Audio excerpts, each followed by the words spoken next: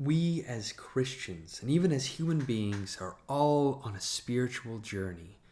And we are on a journey to enter into the rest of God, into repose, into a final place where we don't have to constantly be laboring and suffering anymore. And so, as we do this, we need to be reminded of those who went before us.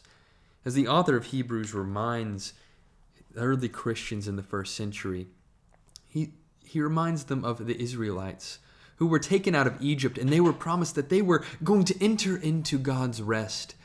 But because of their unfaithfulness, because they tested the Lord, and because of the hardness of their hearts, they did not enter into his rest.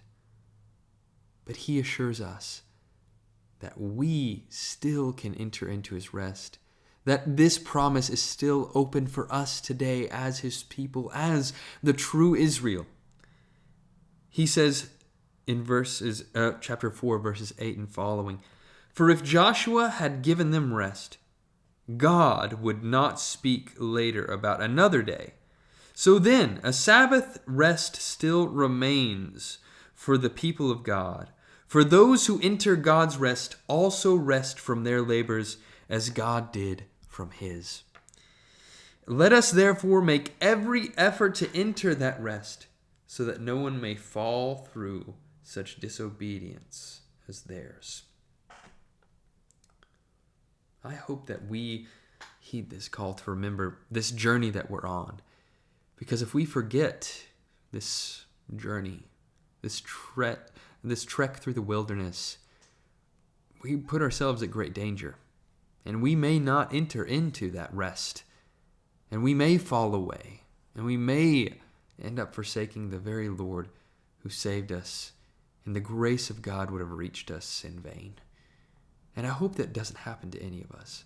And that we can all continue, like he says later in chapter 12, that we, surrounded by so great a cloud of witnesses, may lay aside every weight and run with perseverance the race that is set before us.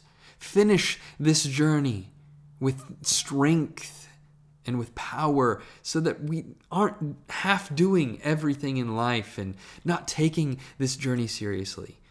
Because it was perilous for those who went on it before, for many.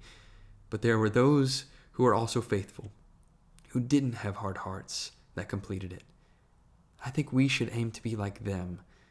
And so I hope that this is a wake-up call to many of us today, and an encouragement to others to keep on going, to keep on stepping forward and following Jesus throughout your day, every day, until that one great day when we get to enter into his rest.